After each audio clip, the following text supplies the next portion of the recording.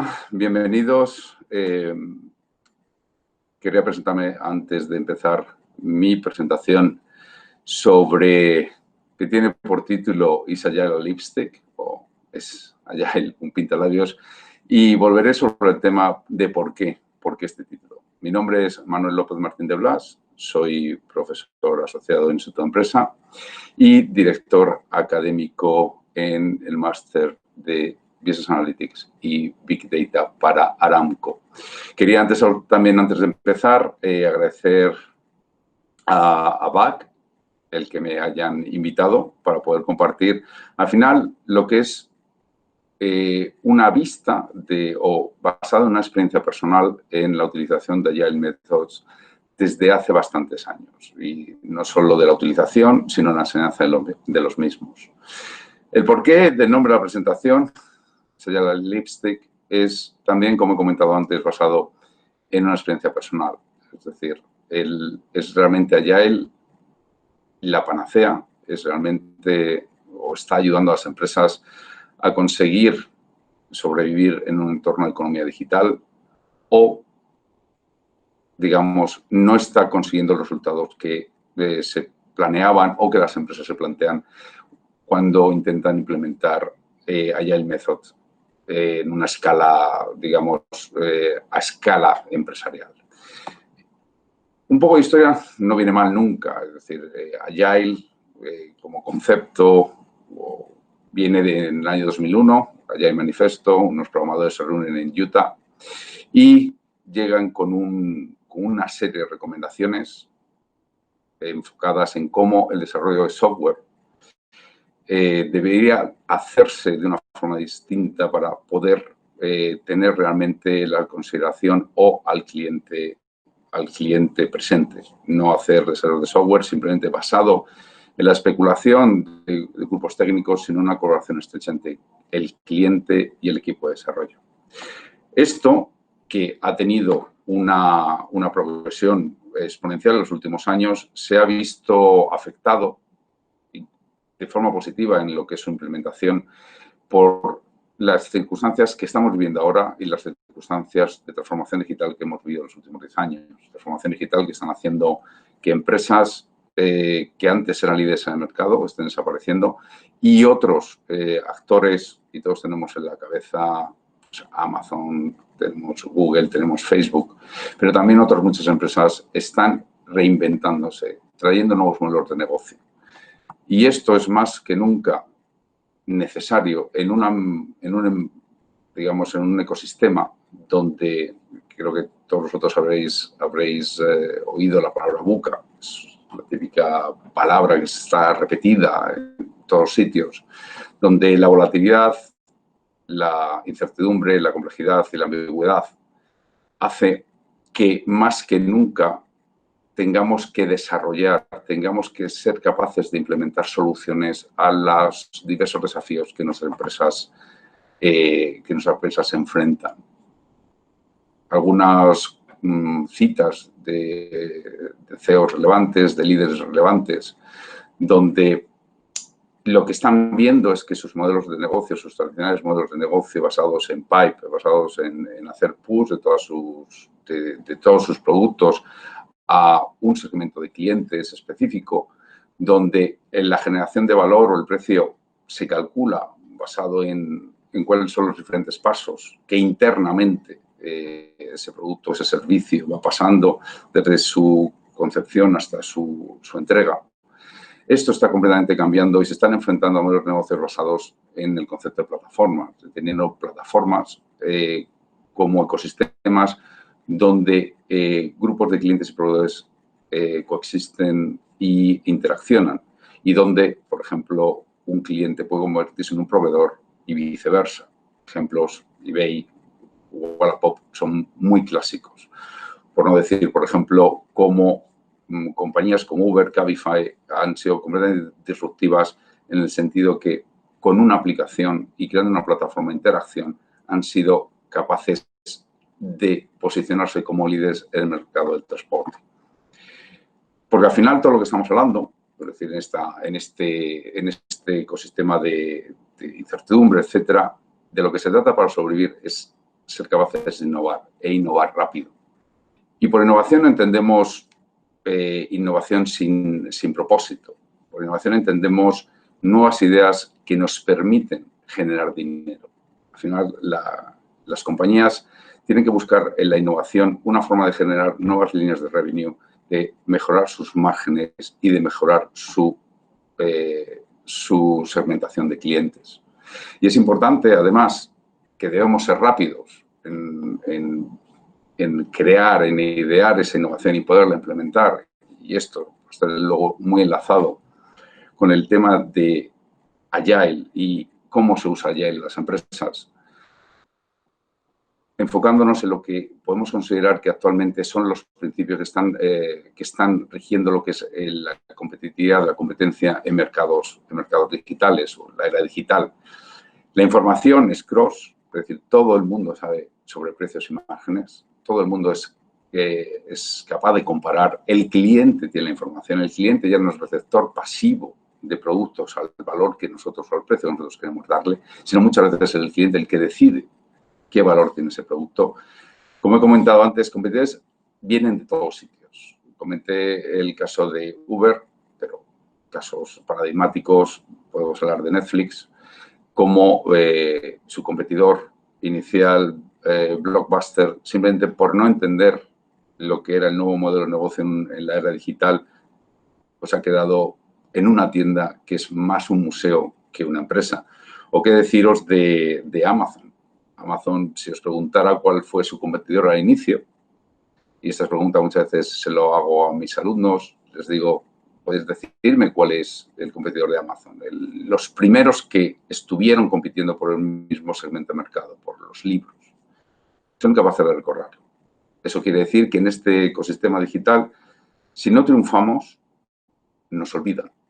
Y muchas veces el triunfo no está en intentar hacer lo mismo con lo que hemos estado hasta ahora haciendo. A lo mejor la solución es inventar nuevos modelos de negocio donde son muy integrables con otras empresas. Un ejemplo que os podría decir PayPal. PayPal, una plataforma de pagos que al final se ha integrado con todos. No han intentado convertirse en las empresas a las que prestan servicios, sino en una ayuda de esas empresas para poder llegar o poder competir en la digital.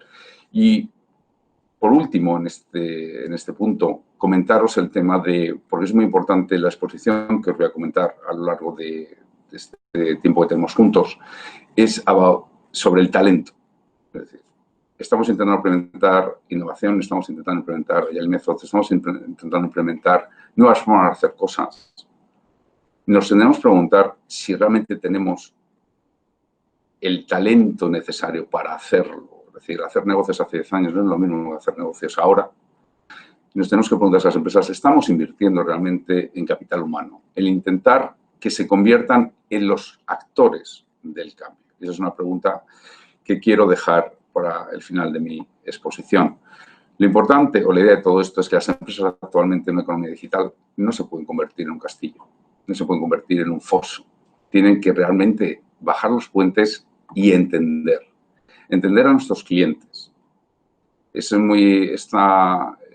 dato que os comento aquí es un dato que viene de una encuesta que hizo Forbes hace, creo que fue 2 o 3 años, sobre las expectativas de los clientes o lo que los clientes pensaban sobre el conocimiento que las empresas tenían sobre lo que ellos querían. Pues un 76% de los consumidores dijeron que ellos esperaban que las compañías entendieran, pero que muchas veces no les daba esa impresión, con lo cual había un gap entre lo que las compañías o las empresas piensan que el cliente quiere y lo que el cliente realmente quiere. Y es un cliente muy complicado en un ecosistema digital.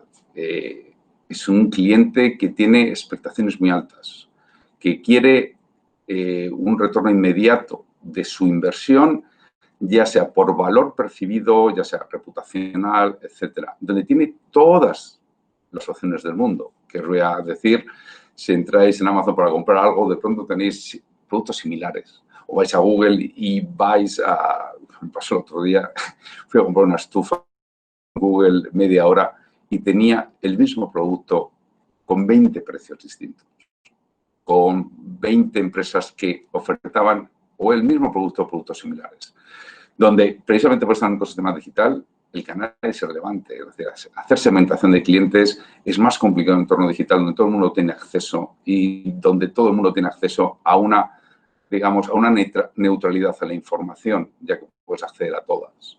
Donde muchas veces tus impulsos de compra es debido a valoraciones de gente que no conoces, de influencers, de gente que realmente ejerce un impacto en lo que es tu percepción de un producto. Y donde, no nos olvidemos, un mal servicio hace 20 años podría ser un rumor. Un mal servicio en un ecosistema digital, con redes sociales, etcétera, se convierte en una noticia y se convierte en una noticia con un impacto muy negativo. La mayoría de las empresas, cuando se les pregunta, ¿conocéis a vuestros clientes o qué estáis haciendo para conocerlos mejor? Si veis estas estadísticas que vienen de Hot Hat, lo que hablan es que casi el 50%, más del 50%, se consideran ellos mismos o las empresas, nuestras empresas, como no expertos en conocer lo que nuestros clientes quieren, lo cual también determina qué es lo que tenemos que hacer de un modo ágil para poder realmente conocer a nuestros clientes, creando nuevos modelos de negocio que nos permitan ser más competitivos. Al final es cómo podemos, porque al final un negocio es, y no ha cambiado en cientos o en miles de años, lo que intentamos en un negocio es conseguir beneficio. Conseguir beneficio a través de poder vender, de poder alcanzar una base de clientes más alta con un precio que pueda darnos márgenes más altos. Pero para eso ya no es suficiente, como comentaba antes, una estrategia push, este es mi producto, lo compras o no. Ahora es, no, el cliente es el que va a decir si compra mi producto basado en un valor percibido, en una experiencia de cliente, en una usabilidad del producto o servicio que estamos ofertando. Al final, lo que las empresas se tienen que plantear es qué es lo que tengo que hacer para que todas las ideas que puedo tener para conseguir alcanzar el mercado de una mejor forma, de una forma mucho más rápida y mucho más beneficiosa para la empresa, todas esas ideas que puedo crear, todas esas ideas que pueden surgir, no solo en la empresa, no solo en entornos de innovación cerrada, en mi empresa o empresa de mi sector, pero también en entornos de innovación abierta, donde todo el mundo puede contribuir. Y para eso tenemos un poco que cambiar cuál es el mindset, cuál es la mentalidad que tenemos en la empresa en cuanto a la velocidad en la que podemos crear ideas, cómo podemos implementarlas, etcétera. Porque estas ideas o la generación de las mismas y la posibilidad de implementarlas lo más rápido posible es lo que, como decía Michael Lewis, y me encanta su definición, es lo que nos permitirá crear nuevos modelos de negocio, pero modelos de negocio no de una sofisticación extrema, sino modelos de negocio que al final nos permitan realmente el objetivo de cómo voy a generar dinero, cómo voy a hacer que mi empresa tenga beneficios, que al final es lo que un business model debería ser. No grandes estrategias, sino realmente ideas donde es fácil y rápido implementarlas y que nos permiten generar cantidades o otras o diferentes líneas de revenue. Esto está claro que con las metodologías tradicionales que tenemos, ya sea en la implementación de software o la creación de software o en la creación o ideación de lanzamientos de productos, etcétera, estas son las típicas, o las slides que ahora mismo estoy compartiendo con vosotros, es un ejemplo, por ejemplo, de un proyecto de software. Pero estas mismas metodologías se han utilizado hasta hace muy poco en la creación de productos y servicios. Y está claro que esto es un modelo que en el ecosistema ágil, veloz, con incertidumbre, con diferentes desafíos viniendo de todos sitios, es un modelo que no funciona.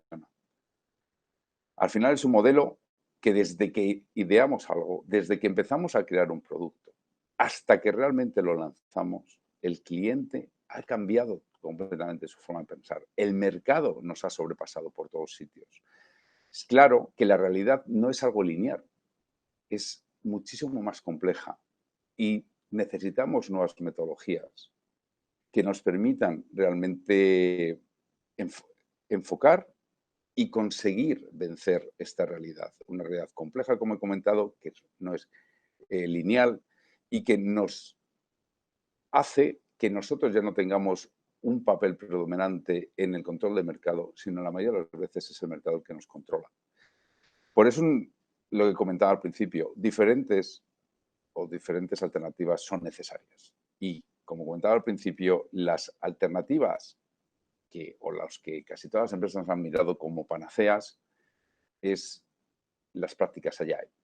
Prácticas Agile, como comentaba, surgidas en 2001, provenientes de IT, con ya algunas veces una etiqueta que ha hecho que a veces su adopción dentro de los componentes de negocio dentro de las empresas sea más complicada, porque lo veían como un tema que venía de la parte técnica, pero que lo que querían al final es reducir el riesgo en el desarrollo de productos y servicios, realmente entender los clientes, realmente tangibilizar cuanto antes el desarrollo de esa idea, co-crear la idea, co-crear el producto o servicio con nuestro cliente y de esta manera asegurarnos que lo que entregamos es lo que el cliente necesita, no lo que nosotros pensamos que necesita.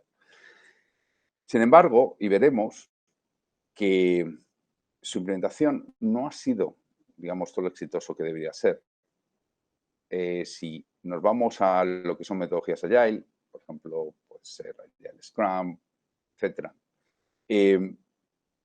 Su premisa inicial se basaba en que se podían utilizar en cualquier tipo de situación, incluso la más extrema, donde tú no conocías el problema y tampoco conocías la solución. También, otro de los problemas que muchas empresas han tenido cuando lo implementaban era, o sus comentarios o su feedback era, Agile está muy bien, pero funciona en pequeños proyectos.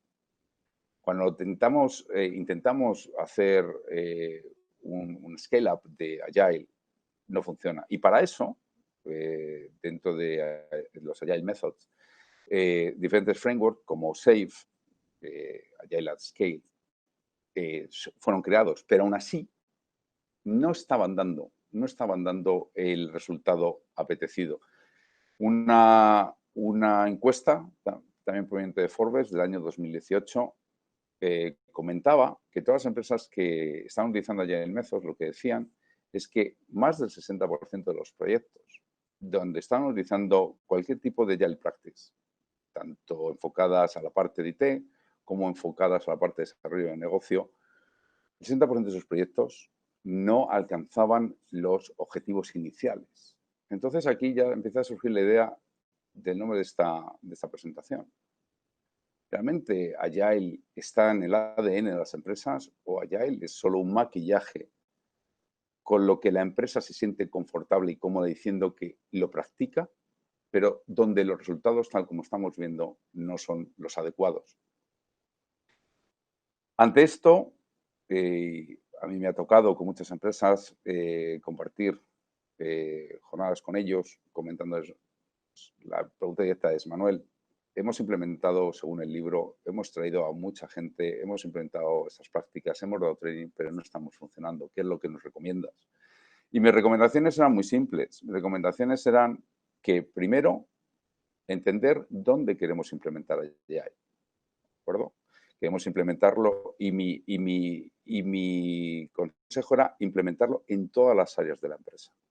No era solo en comercial, solo en producción, solo en recursos humanos. Había que implementar en todas las empresas porque Agile, en sus inicios, todavía es válido, se creó porque teníamos que tener al cliente en el foco. Cliente que en esto, y ya sé que algunas veces me repito bastante, en estos mercados, en estos ecosistemas, en este entorno digital, el cliente es lo único que importa. Actualmente, a día de hoy, es lo único que importa.